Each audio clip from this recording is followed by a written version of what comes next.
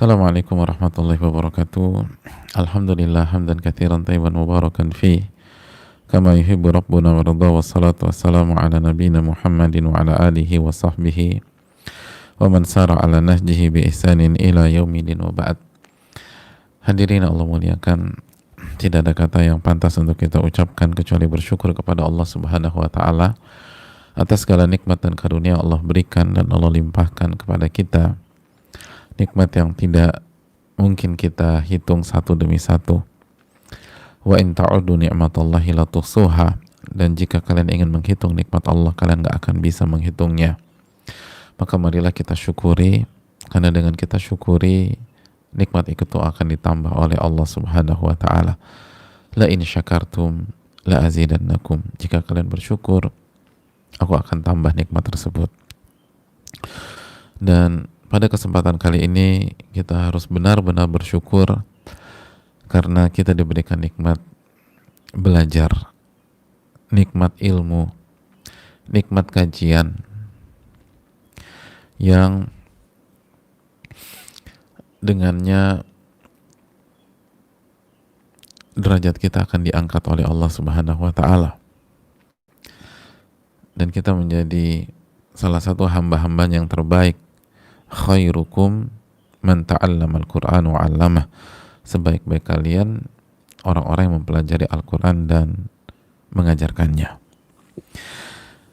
Dan kita bersyukur kepada Allah Subhanahu wa taala secara khusus ketika Allah Subhanahu wa taala memberikan taufik kepada kita sehingga kita bisa belajar melalui salah satu kitab terbaik di dunia, yaitu Riyadhus Shalihin, karya Al-Imam Yahya bin Sharaf bin Murri bin Hasan bin Husain bin Muhammad, atau yang biasa dikenal dengan nama Al-Imam An-Nawawi rahimahullahu ta'ala. Dan jamaah yang Allah muliakan,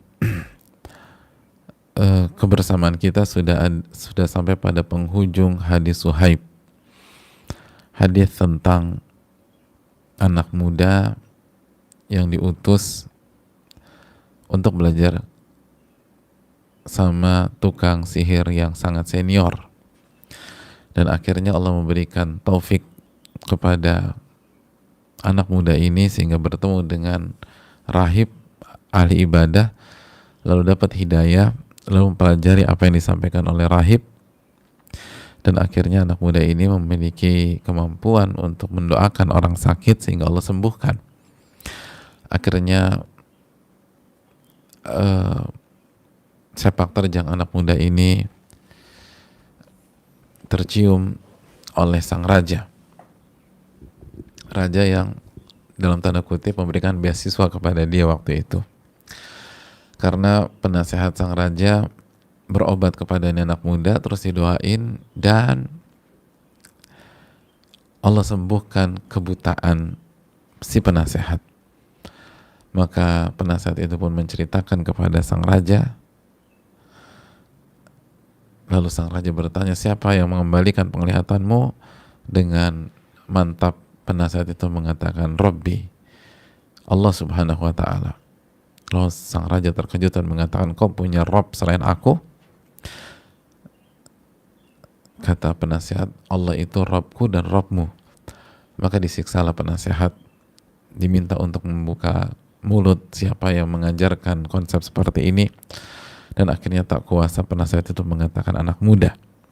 Maka dipanggillah anak muda, lalu disiksa sampai anak muda ini tak kuasa menyebut nama gurunya, rahib, padahal ia telah membuat perjanjian dengan gurunya tidak akan menyebut-nyebut nama gurunya apabila diuji oleh Allah Subhanahu wa ta'ala.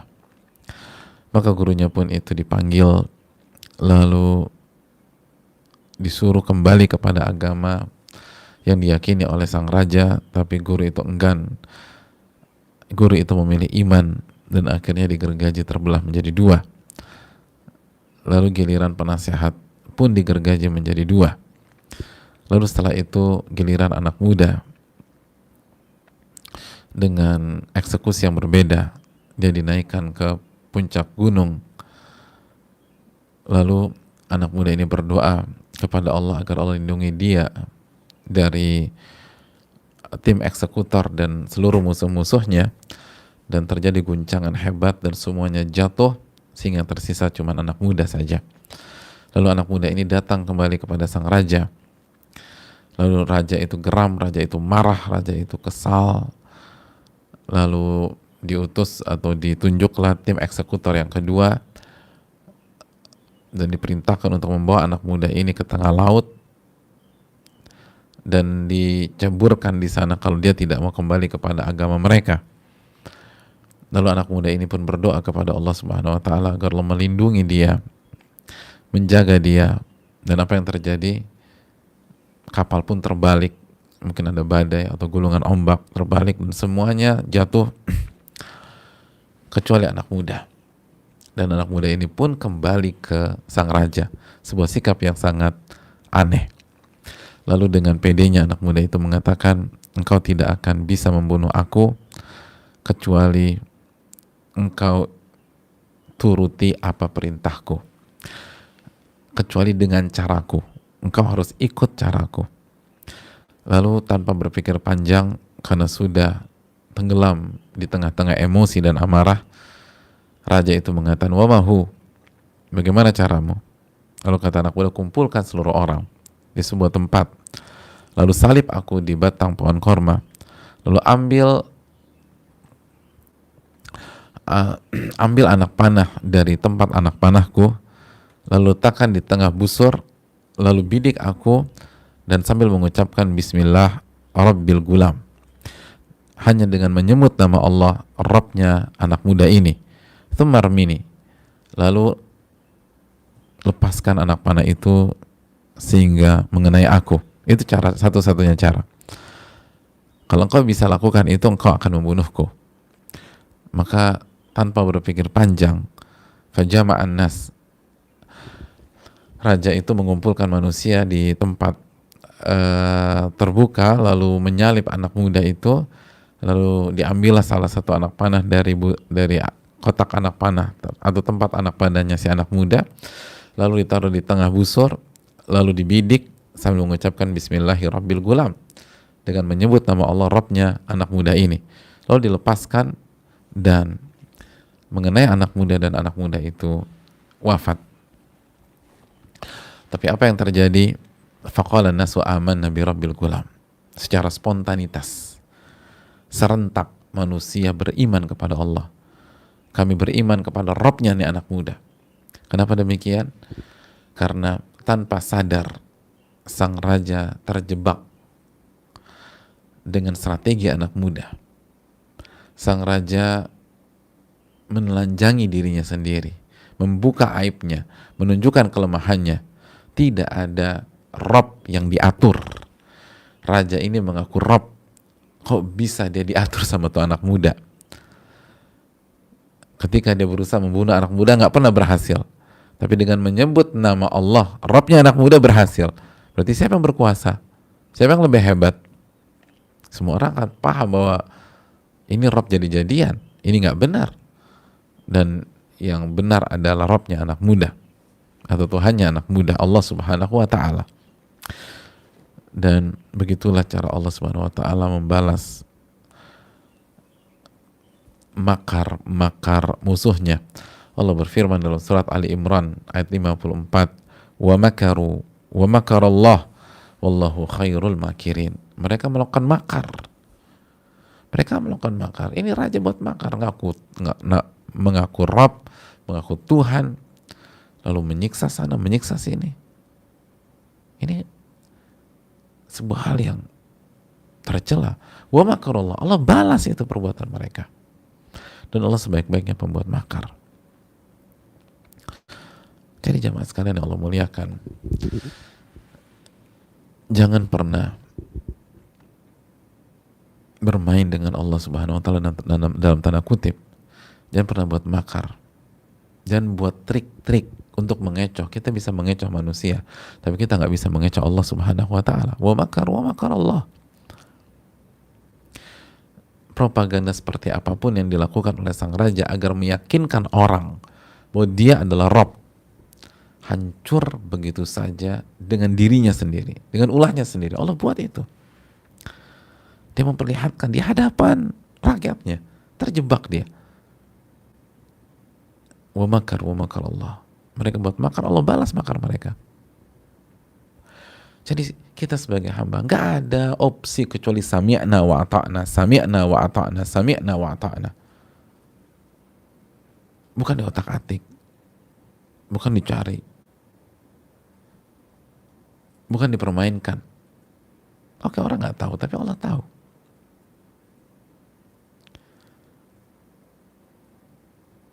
Jangan pernah menempuh langkah itu. Ini raja aja terjebak dengan permainannya sendiri, terjebak dengan ambisinya sendiri, terjebak dengan pengkhianatannya sendiri, dan kelemahan, kebodohannya disingkap di hadapan seluruh rakyatnya. Maka begitu anak muda itu terbunuh, bukannya raja menjadi pahlawan, justru dia sadar dia menjadi pecundang. Dia menjadi pecundang. Makanya rakyatnya langsung mengatakan, amanna bi rabbil gulam. Kami beriman dengan Robnya anak muda itu. Dan ini menunjukkan jemaah sekalian betapa hebatnya keikhlasan. Betapa hebatnya keikhlasan. Anak muda ini ikhlas. Sehingga dia tidak ragu-ragu untuk mengorbankan apapun. Mengorbankan harta, bahkan mengorbankan dirinya sendiri. Demi orang banyak mendapatkan hidayah, demi rakyat di negeri tersebut mendapatkan taufik dari Allah Subhanahu wa taala. Lihat bagaimana taufik Allah Subhanahu wa taala. Lalu keimanan, keikhlasan, kecerdasan, dengan sikap rela berkorban, keberanian dan nyali. Itu yang disuguhkan oleh anak muda tersebut. Dirinya boleh menjadi korban, tapi misi berhasil. Misi berhasil. Mereka beriman kepada Allah Subhanahu wa taala.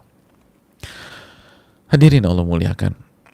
Maka raja benar-benar merasa dipermalukan. Ia terjebak. Maka dengan amarah yang memuncak, emosi yang membakar dirinya, fa'amara bil ukhdud bi afwahis sukak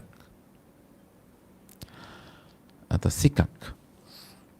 Raja memerintahkan membuat parit-parit di mulut-mulut jalan. Fakhuddat wa udrima fiha niran. Maka digalinya parit, dan di dalam parit itu diisi dengan api. Jadi parit digali dan api dikobarkan. Api dikobarkan. Api yang menyala-nyala. Api yang menyala-nyala. Hadirin Allah muliakan.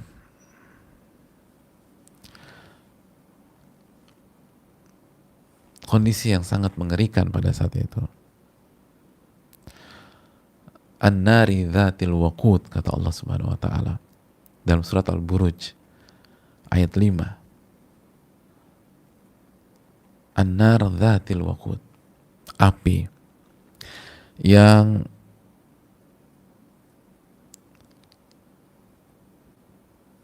menyala-nyala, yang terbakar oleh kayu-kayu bakar. Dan hadirin Allah muliakan, idhum 'alaiha qu'ud, kata Allah Subhanahu wa taala. Dan orang-orang si raja ini itu duduk dan nonton pada saat itu. Nontonin apa jamaah sekalian? Mari kita simak kebijakan raja itu. Man lam yarji an dinihi faqhimuhu fiha Au qila lahu iktahim, barang siapa yang tidak kembali ke agamanya yang sebelumnya, maka lemparkan dia ke dalam kobaran api itu. Lemparkan dia ke parit. Barang siapa yang nggak kembali ke agamanya, tetap beriman ke Rabbnya, anak muda itu beriman dengan Allah Subhanahu wa taala, lemparkan dan ceburkan ke parit. Lemparkan ke parit. Fafa'alu, dan mulailah satu demi satu dieksekusi, jamaah. Dieksekusi satu demi satu. Lalu kubu sang raja ngapain? Idhum 'alaiha qu'ud. Mereka duduk. Wahum 'ala ma yaf'aluna bil mu'minina syuhud. Dan mereka nontonin kebijakan yang nggak punya pri kemanusiaan itu. Pembunuhan massal. Duduk nonton. Kayak nonton bola. Atau kayak nonton sebuah pertunjukan. Ya, pertunjukan pembantaian.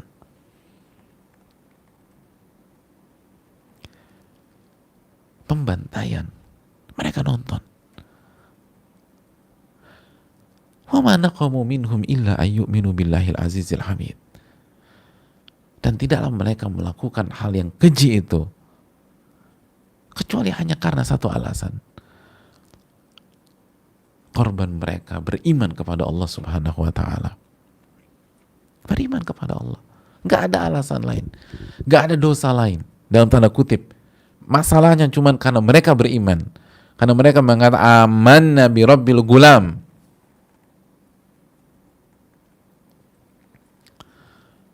Kami beriman dengan Rabbnya anak muda tersebut.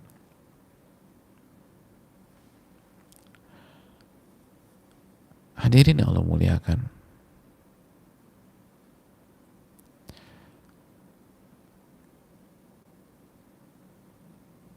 Bukan pencurian, bukan perampokan, bukan korupsi, bukan pemerkosaan, bukan penjarahan.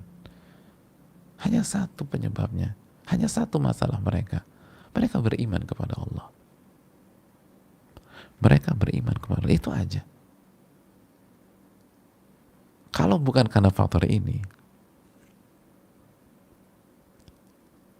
mereka nggak diapa-apain. Ini satu-satunya faktor. Wa ma naqamu minhum illa ayyuminu billahil azizil hamid. Dan mereka melakukan itu tidak lain tidak bukan karena mereka beriman. Jadi mereka dibegitukan, mereka disuruh dilemparkan ke dalam api yang sangat panas dan menyala-nyala hanya karena mereka beriman. Apa salah saya? Salah Anda beriman kepada Allah, itu masalahnya. Dalam tanda kutip. Alladzi lahu mulkus samawati wal ard. Allah lah yang memiliki 7 lapis langit dan bumi. Wallahu ala kulli syai'in syahid. Dan Allah saksikan semua itu terjadi. Allah saksikan semua perkara. Tidak ada yang luput dari ilmu dan persaksian Allah Subhanahu wa taala. Hadirin Allah muliakan. Pembantaian. Dalam riwayat yang dibakar pada hari itu ada 12.000 orang. 12.000 orang. Dan dalam riwayat yang lain kalau nggak salah sampai disebutkan angka 70.000 orang. Subhanallah, dalam satu hari itu dibakar.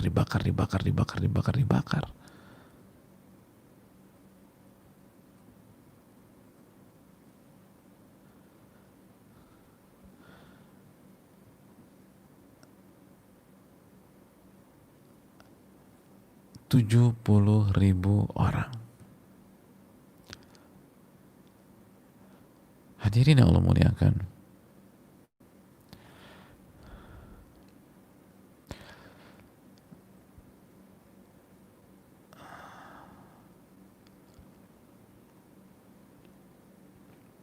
Jumlah kasus corona berapa hari ini? Kalau nggak salah 74.000 ya.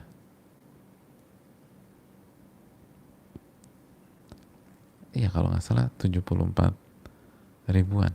Nah, hari ini 70-an ribu nih. Yang di apa? Yang diumumkan itu 70-an ribu. Itu ekonomi kita pengaruhnya luar biasa.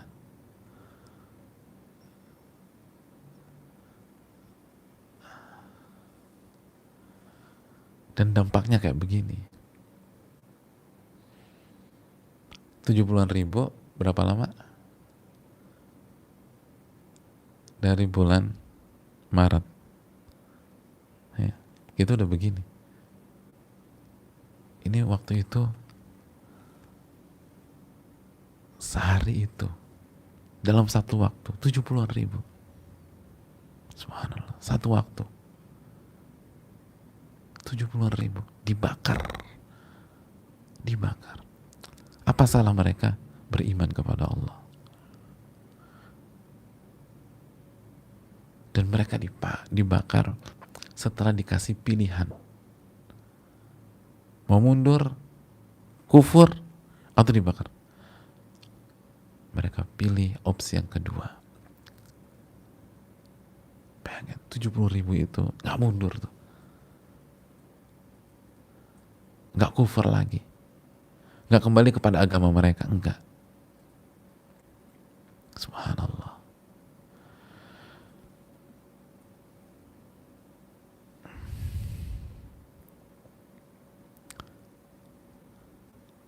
Itu luar biasa jemaah. Dan antum dan kita lihat itu bagaimana dampak keikhlasan tuh anak muda.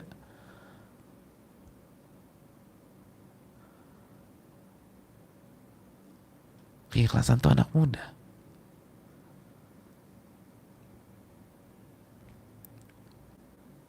Itu bisa buat ribuan orang yakinnya kayak begitu. Padahal ini anak muda gak punya pondok pesantren.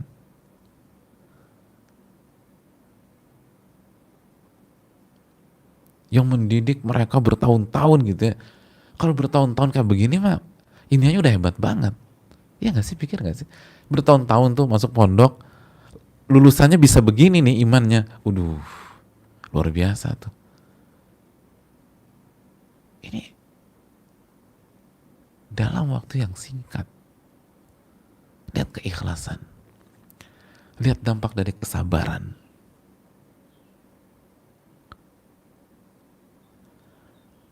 Lihat dampak dari pengorbanan dan ketulusan anak muda itu.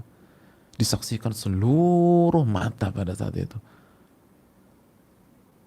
Dan mereka tidak bergeming ketika mereka harus dimasukkan satu demi satu ke parit-parit itu.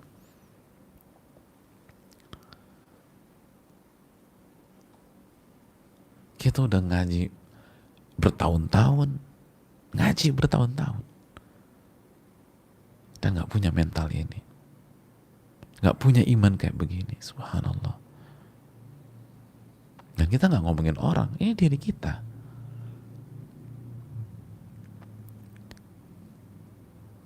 Oleh karena itu pentingnya kita kembalikan lagi kepada keikhlasan kita jamaah, lalu kesabaran kita, dan sejauh mana kita berani berkorban. Kalau itu yang terjadi, lihat bagaimana Allah berkahi itu anak muda. Subhanallah. Benar, nyawanya hilang, tapi satu nyawa bisa membuat Allah kasih taufik ke puluhan ribu orang dan mereka tegar-tegar semuanya. Subhanallah. Tidakkah ini menjadikan pelajaran bagi kita? Kenapa kita ngaji bertahun-tahun baru begitu goncang? Ketika kena dikit maju mundur. Jangan-jangan kita nggak ikhlas. Kita belum bersabar. Kita belum berkorban sama sekali. Yang disuruh berkorban orang terus, kita belum. Makanya nggak ada dampak.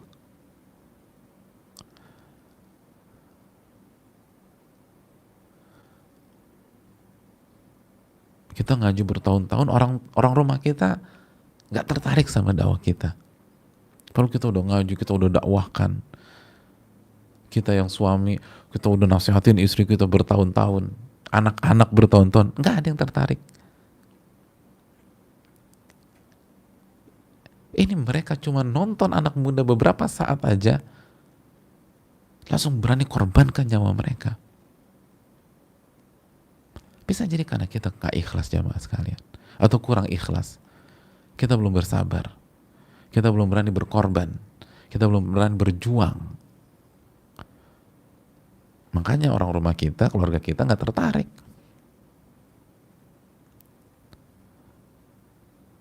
Lihat bagaimana ketika puluhan ribu pasang mata melihat anak muda ini mengorbankan nyawanya dengan penuh keikhlasan, dengan penuh kesabaran. Ternyata spirit anak muda ini itu merasuki jiwa-jiwa mereka. Keikhlasan anak muda ini mempengaruhi iman-iman mereka. Langsung mereka teriak, amanna bi rabbil gulam. Kami beriman dengan Rabbnya anak muda ini. Dan gak bergeming, gak mundur. Kontras sekali dengan kondisi kita di keluarga, kondisi kita di rumah.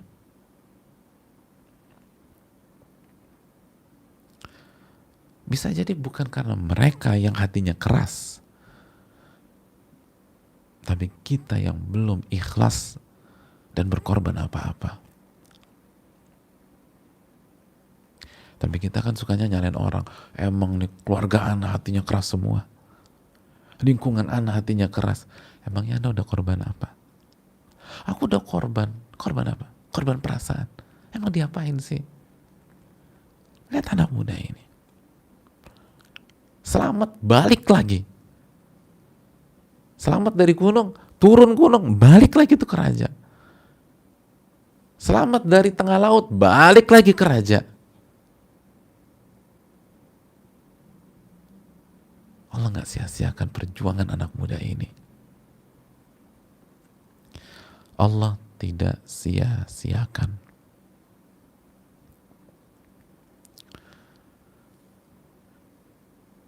Yang harus kita lakukan adalah bersabar di atas keikhlasan, bersabar dalam memperjuangkan iman kita. Allah nggak akan sia-siakan sama sekali.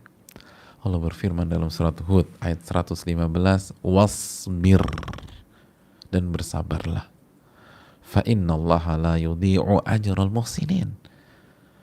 Maka Allah tidak akan menyanyiakan ganjaran dari orang-orang yang berbuat baik. Sabar. Jangan belum apa udah ngeluh, belum apa-apa udah ngeluh, belum apa. Anak muda ini nggak ada ngeluh sama sekali. Bahkan selamat datang lagi ke raja. Karena misinya dakwah.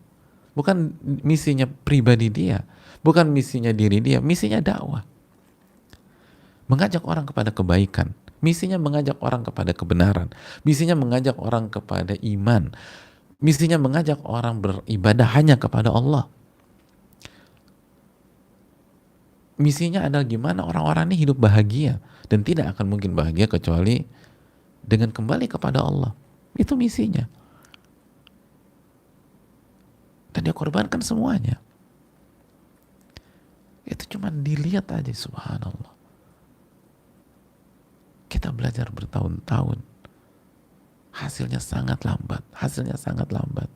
Pengaruhnya sangat pudar di tengah keluarga kita. Kita nggak usah bicara tingkat puluhan ribu, keluarga kita. Keluarga kita.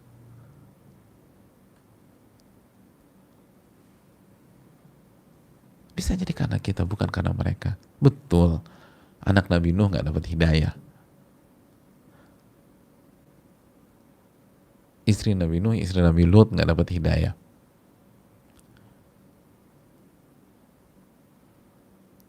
Tapi hadirin sekalian, para nabi tersebut sudah maksimal, sudah ikhlas luar biasa. Kita, sudahkah kita mengikhlaskan niat kita Dan sudahkah kita bersabar? Sudahkah kita all out? Balik lagi seperti anak muda itu. Kalau apa yang sudah kita korbankan, apa yang sudah kita korbankan.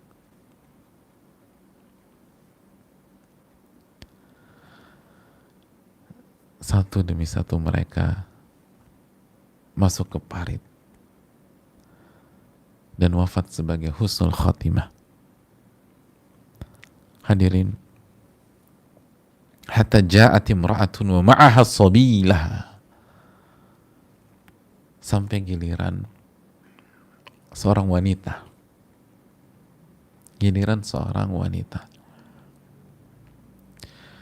dan wanita ini bersama anak kecilnya, anak kecil, balita lah mungkin. Fataqa'asat an taqa'a fiha,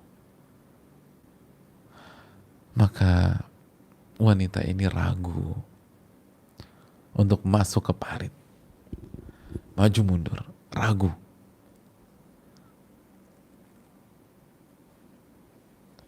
Dijelaskan para ulama,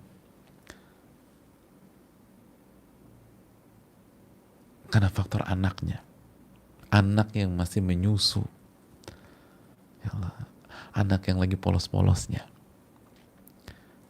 jiwa keibuannya berteriak, jiwa keibuannya berontak. Kalau beliau sendiri itu akan jauh lebih mudah, tapi ini barang anak. Kita tahu bagaimana seorang ibu yang begitu mencintai anaknya. Ibu itu lebih baik beliau yang mati daripada anaknya mati. Dan ibu akan berusaha memperjuangkan apapun dan mengorbankan apapun demi anak kandungnya yang ia lahirkan dari rahimnya.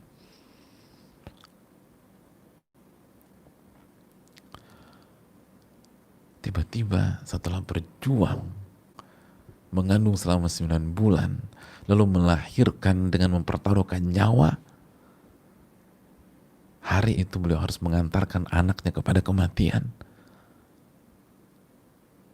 Beliau maju mundur, beliau maju mundur, beliau maju mundur. Dan ini adalah ujian, jamaah. Adalah ujian.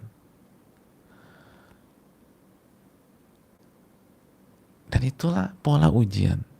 Seringkali kita diuji dari hal yang kita sukai di dunia, hal yang kita cintai di dunia. Maka apabila itu terjadi, tidak ada masalah mencintai sesuatu di dunia. Tidak ada masalah dalam mencintai anak. Tidak ada masalah dalam mencintai istri. Tidak ada masalah dalam mencintai suami.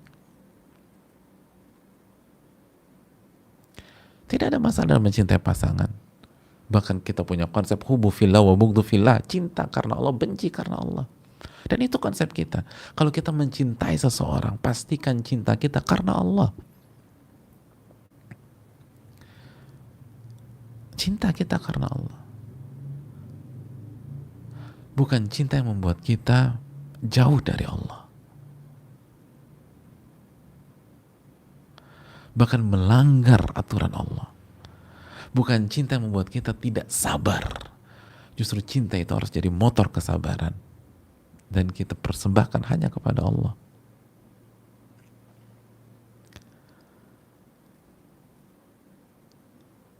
Sebagaimana ibu ini diuji dengan anaknya. Benar nggak dia mencintai anaknya sebatas cinta humanis atau cinta karena Allah Subhanahu wa Ta'ala? Di dalam kegalauan yang begitu luar biasa, faqala lahal gulam, maka anaknya tiba-tiba bicara. anaknya tiba-tiba bicara, ya ummah isbiri fa innaki 'alal haqq. Wahai bunda, ibu, sabarlah bu, engkau berada di atas kebenaran.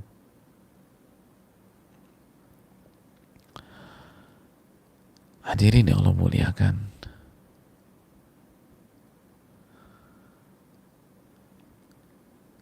anak kecil itu bisa bicara dengan kemampuan yang Allah berikan. Antaqahullah, Allah buat dia bisa bicara. Kata para ulama, kata Syekh Utsaimin, ini karamah untuk ibunya. Allah membuat anak kecil ini bisa bicara untuk mensupport ibunya, untuk menguatkan iman ibunya, biar ibunya nggak maju mundur. Tabqa ala imaniha, ibunya tegar di atas imannya.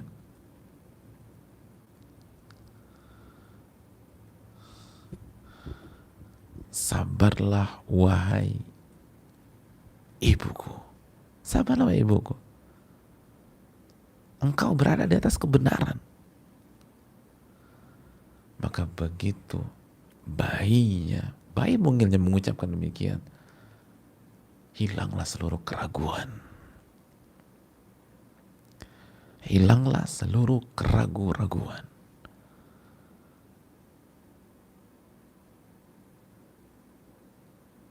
Maka beliau ceburkan diri beliau ke dalam parit yang berisi kobaran api tersebut dengan penuh kemantapan dan keyakinan. Hadirin yang Allah muliakan,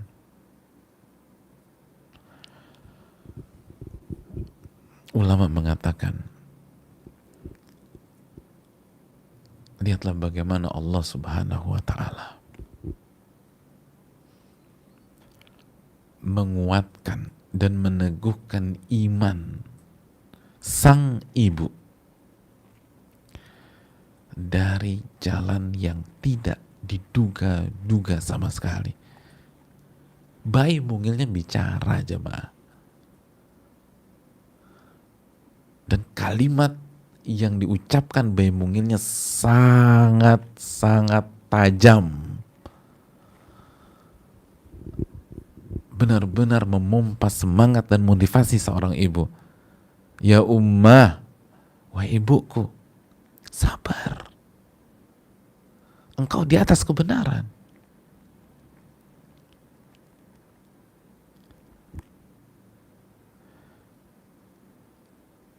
Wa man yattaqillah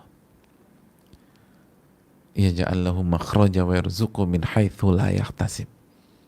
Barang siapa yang bertakwa kepada Allah, Allah akan berikan solusi dan Allah akan berikan rizki dari arah yang tidak ia duga-duga.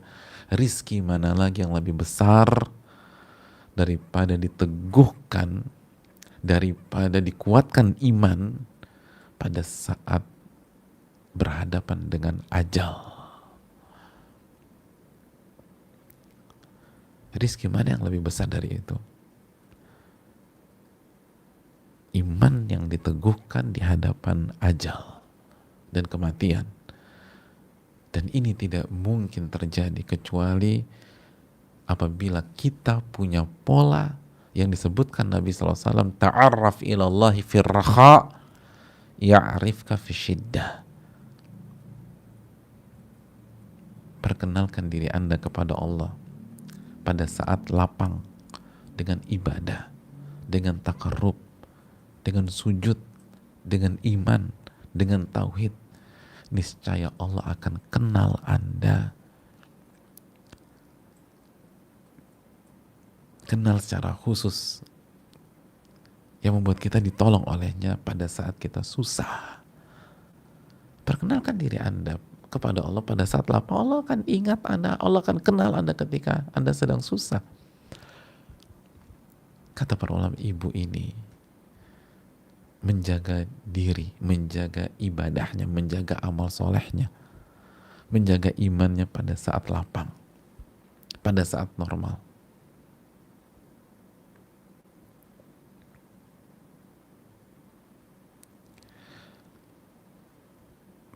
Pada saat lihat fenomena si anak muda beriman tuh sama Allah. Kan mereka nggak tahu mau diancam bunuh. Beriman, yakin. Allah ingat pada saat susah. Begitu juga dengan kita. Nanti aja pas lagi susah, justru salah satu alasan kenapa kita jaga sholat, jaga ibadah, jaga zikir, jaga iman kita pada saat kita lapang. Dan kita nggak ikut-ikutan teman-teman yang clubbing, yang ngabisin waktu dengan maksiat. Itu agar Allah selamatkan kita pada saat kita susah. Selamatkan kita pada saat kita sulit. Dan Allah bisa kasih pertolongan dari arah yang tidak pernah kita duga-duga. Bayinya bicara, jamaah. Bayinya bicara.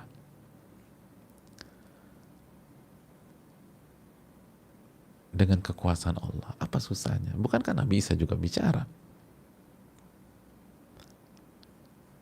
Pada saat masih kecil. Apa sulitnya bagi Allah Subhanahu wa Ta'ala?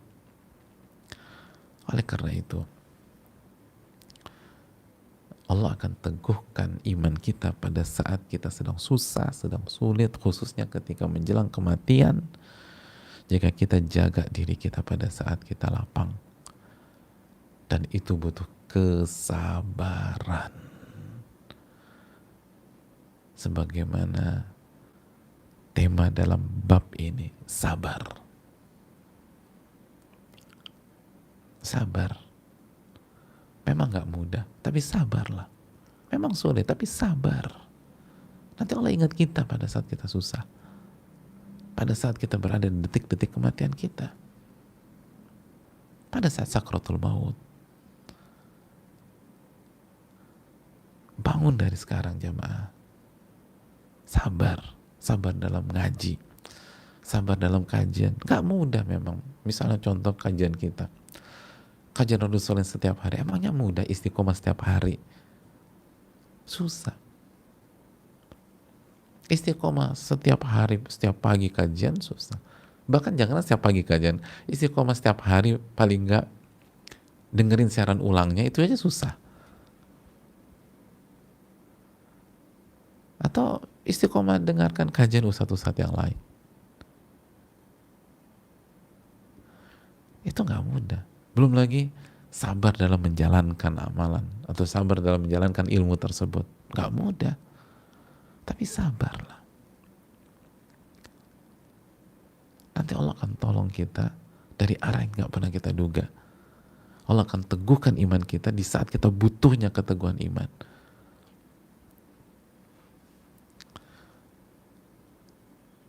Hadirin, memang hitungan kondisi galau dan ragu-ragunya nggak lama, tapi kita pernah ngerasain lah gimana berada dalam kondisi ragu-ragu. Itu nggak enak sama sekali.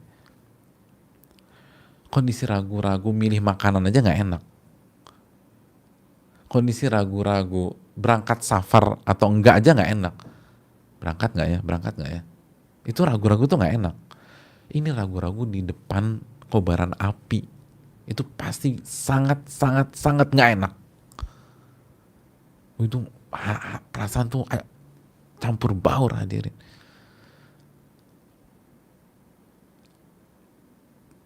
Maka diteguhkan iman dalam kondisi seperti itu luar biasa. Itu seperti air di tengah Sahara, jamaah. Enak. Terus ibu itu mantap, bertekad bulat, terus masuk ke kobaran api. Memang hitungan mungkin beberapa menit atau beberapa detik mungkin. Tapi kita nggak bayangkan bagaimana ketenangan diri seorang ibu tersebut. Oleh karena itu, jamaah yang Allah muliakan, bersabarlah di atas kebenaran sebagaimana mereka bersabar di atas kebenaran, dan minta pertolongan kepada Allah Subhanahu wa taala agar Allah memberikan kita husnul khatimah. Ini yang bisa disampaikan, dan dengan demikian berakhirlah hadis Suhaib, dan insya Allah kita akan masuk ke hadis Anas dengan izin dan pertolongan Allah. Semoga bermanfaat. Wassalamualaikum warahmatullahi wabarakatuh. Subhanakallahumma wa bihamdika, asyhadu an la ilaha illa anta, astaghfiruka wa atubu ilaik. Assalamualaikum warahmatullahi wabarakatuh.